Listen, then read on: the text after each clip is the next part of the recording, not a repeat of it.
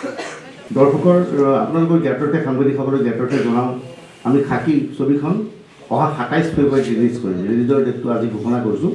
২৭ ফেব্ৰুৱাৰী তাৰিখে আমি খাকীখন ৰিলিজ কৰিম। ইতিমধ্যে খাকীৰ সম্পাদনা সম্পূৰ্ণ হৈ গৈছে, ৰূপাংকৰে সম্পাদনা কৰিছে, শ্বুটিং সম্পূৰ্ণ হৈ গ'ল। বৰ্তমান মুম্বাইত তাৰ কাম চলি আছে। যে আপোনালোকক জনাওঁ যে সংগীতৰ কাম চলি আছে। সংগীত বেকগ্ৰাউণ্ড আৰু মিউজিক কৰিছে মুম্বাইৰ এগৰাকী প্ৰতিষ্ঠিত সংগীত পৰিচালক ডেনিয়েল বিজৰ্ছ।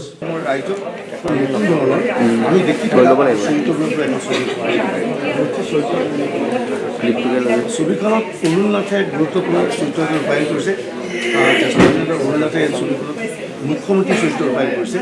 ইয়াৰ বিপৰীতে জাহানাৰা বেগম তেখেতে গুৰুত্বপূৰ্ণ শ্ৰেয়া বৰঠাকুৰ, পৱন গায়ন, গীতাৰ্থ শৰ্মা, ঈশান হাজৰিকা, হেমন্ত দেৱনাথ, নন্দিনী বৰুৱা এনেকৈ বিভিন্নজনে অভিনয় কৰিছে।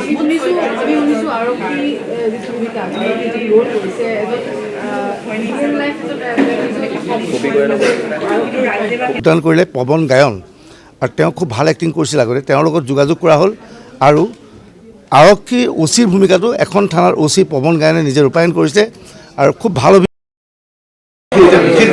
ছবিখন চোৱাৰ পিছত বৰ্তমান এখন আৰক্ষী থানাৰ অফিচাৰ ইনচাৰ্জৰ ভূমিকাত আছে আমাৰ অভিনেতা পৱন গায়ন। মই সৰু চৰিত্ৰ এটা কৰিছোঁ, ধেমালি কৰিব নাই নাই বিশেষ নাই, সৰু অকণমান কৈছোঁ। কিন্তু চিনেমাখন কিছু ছাছপেন্সধৰ্মী চিনেমা। মই পুনৰ কৈছোঁ যে এইটোৱে ভাল লাগিব, কিছু নতুনত্ব পাব। ইয়াত আমি কোনো ষ্টাণ্ট কৰিবলৈ মাদ্ৰাজৰ পৰা বা মুম্বাইৰ পৰা মানুহ অনা নাই।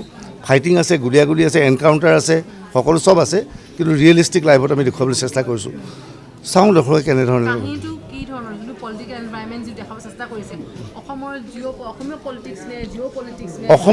অসমৰ ৰাজনীতিৰ ওপৰত ছবিখন দেখুওৱা হৈছে।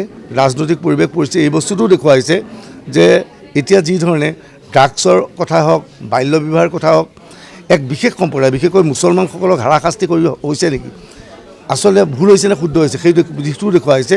আৰু ইয়াত মই কৈছোঁ যে এখন মুছলমান অধ্যুষিত এটা অঞ্চল, অতি পিছপৰা অঞ্চলৰ প্ৰায় ১,০০০-২,০০০ লোকে এই ছবিখনত অভিনয় কৰিছে। তেওঁলোকে আমাক অতি সুন্দৰ সহযোগ কৰিছে। ছবিখন চালে মানুহে নতুন ৰূপ এটা দেখা পাব।